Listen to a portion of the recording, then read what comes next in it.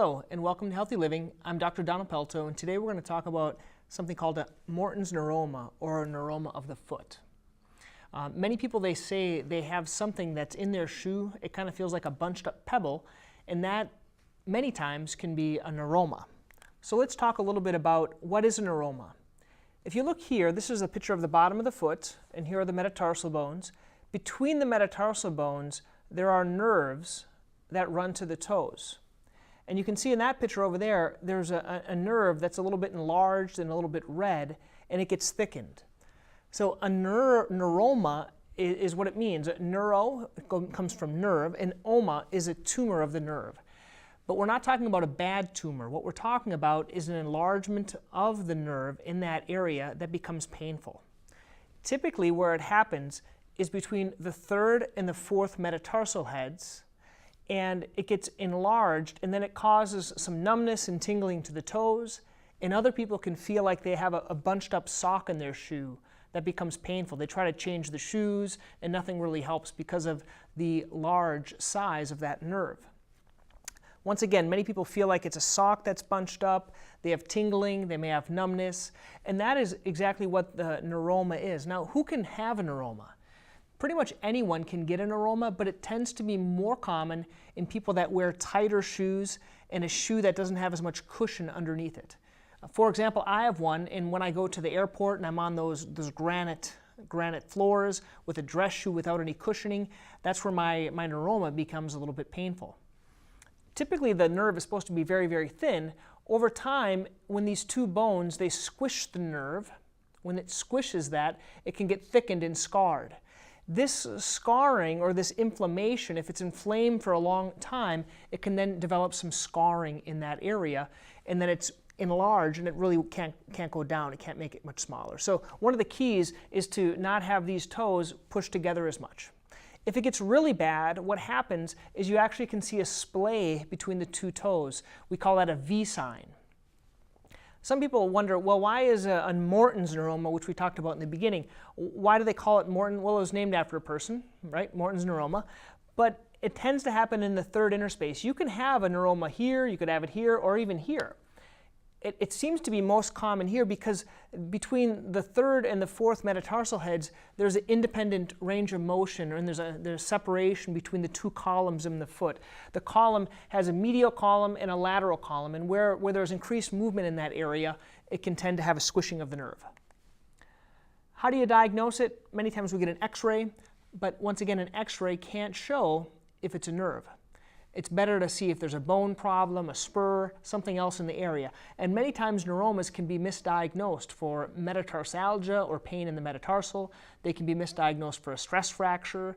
They can be misdiagnosed for a swelling in that area, or even a cyst. But if you do know it's a neuroma, one of the good diagnostic exams is a ultrasound. So you can see here the metatarsal heads, 1, 2, 3, 4, 5, and there's a little bit of something going on between the third and the fourth. Another example of a neuroma here, very hard to see in an ultrasound for someone that's not used to seeing it, but you're going to be looking for an area of inflammation between that space.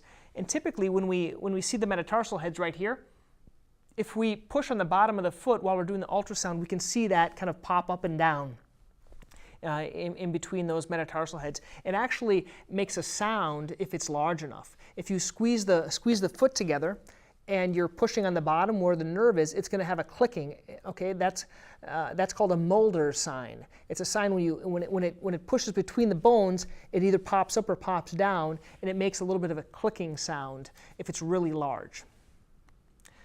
What are some of the treatments if you have a neuroma? Most people, before they come and see us, they'll try some type of cold therapy.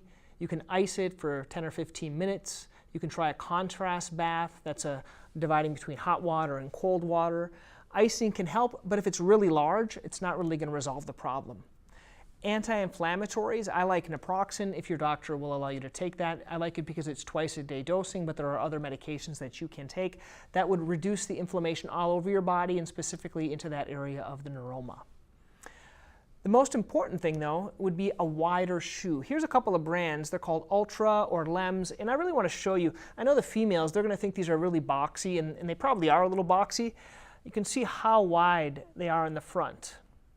That's kind of a wider shoe. It's a lot wider than any other type of shoe. If you typically buy one of the common brands like New Balance or Asics and you get a wide, it's not wide throughout. It tends to be wide right here in this area of the foot, but it doesn't tend to be wide all throughout the toes. And shoes that taper, if they taper in, they're going to be squishing and they're going to be causing it more common to be problematic.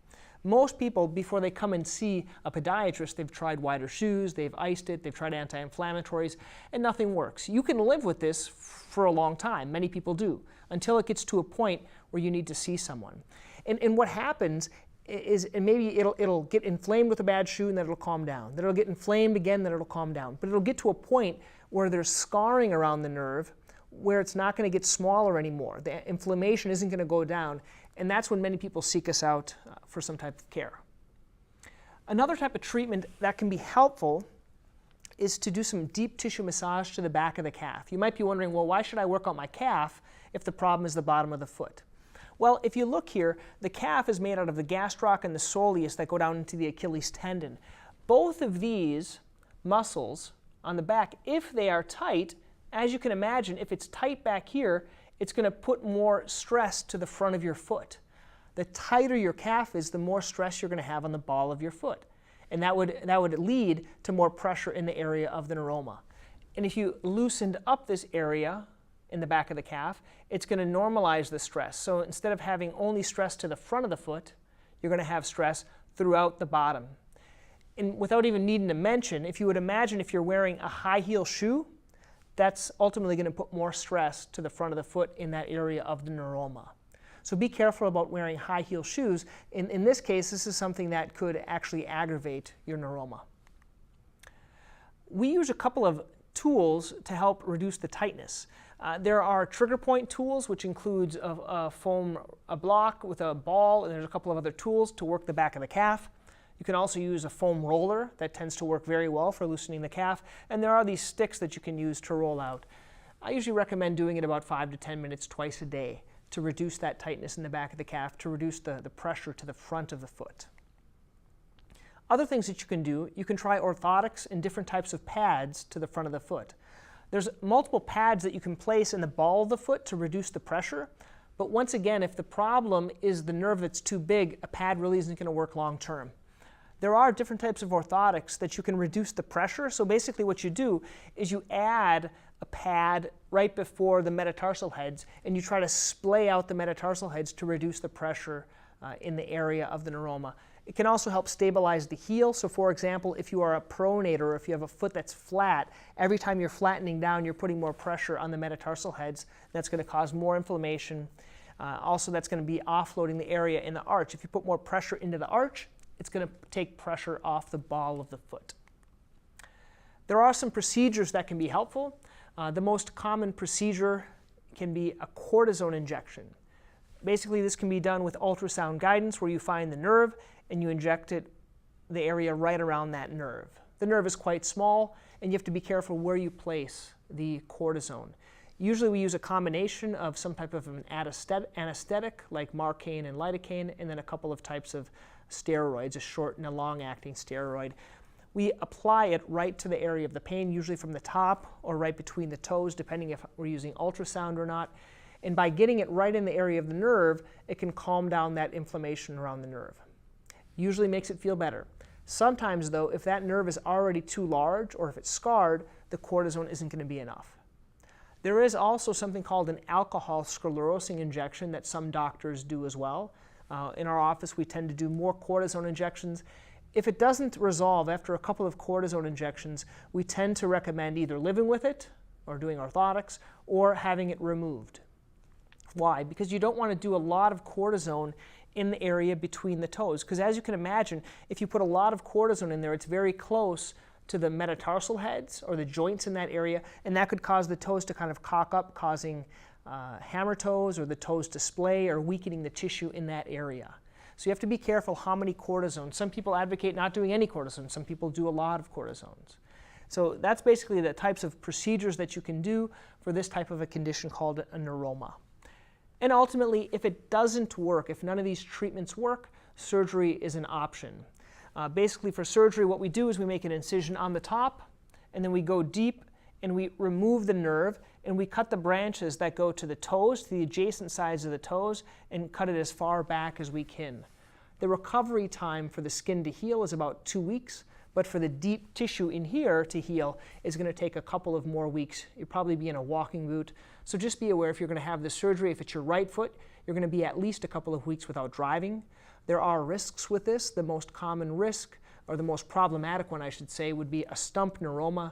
It's a problem where you get a piece of nerve where you cut it in the back or in the front, but usually it's in the back, where that becomes a stump and it becomes inflamed and painful, and it doesn't resolve or doesn't go away.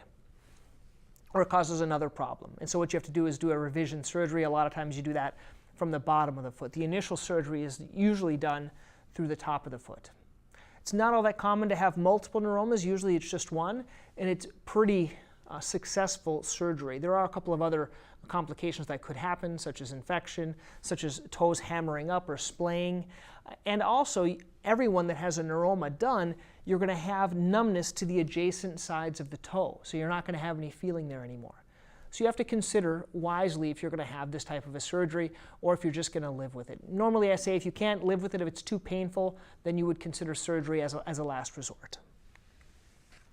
If you want to learn more about neuromas, there is a link on the bottom of this video to learn more, or if you're one of my patients, I'm going to be actually sharing this page. It's called a post-wire page with you. It's going to have your name, it's going to have some information about neuromas and how to contact the office. The page is going to basically look like this. It's going to have a neuroma handout with a video. It's going to have the presentation, the actual slides, the foam rolling exercises, some examples of some wide shoes, and you can get all of that at the bottom of this video. Now, in conclusion, I like to use this little checklist of treatment options if you have a neuroma. Basically, to diagnose it, ultrasound or an MRI. When do you need an MRI? Well, an MRI can be used if you're uncertain if it's a bone problem, if it's a nerve problem, if there's hammer toes at the same time, if you're unsure exactly where the inflammation is. Not all neuromas need to have MRI prior to doing surgery, but if you're concerned or other things and it's not very clear, you could do an MRI. An ultrasound, as we already talked about, something easy to do in the office. And many times we will also do an x-ray in the office, especially if you have other things, or it could be something else like a stress fracture or a long metatarsal head or one of the other conditions. Some of the traditional treatments to reduce the inflammation: icing, anti-inflammatory, cortisone injection, reducing the tightness in the calf, such as stretching, physical therapy, or the home therapy with the tools we talked about, offloading the area with cushions, a good supportive shoe with a lot of width in the front, and then custom orthotics. Some of the advanced treatments that certain doctors do, sclerosing injections. There's a couple of other newer procedures that can be done to cut the deep transverse metatarsal ligament and cause splaying. There's a lot of new ones that are always tried, but these are the tested and tested methods that seem to work well. And then if something's not getting better, 12 months isn't the amount of time that your doctor is seeing you. You may be dealing with this for 6 months before you see someone. It really depends on the pain level. If you're having a lot of pain, it can be removed sooner than that. This is just a rule of thumb that I usually say for all surgeries. So here's some information about neuroma. I hope you found it helpful. Hey guys, thank you for watching Healthy Living. You're going to find a few links here I'd like you to click. One is to subscribe to this channel on YouTube. Also, you can learn more. There are some videos here you can see.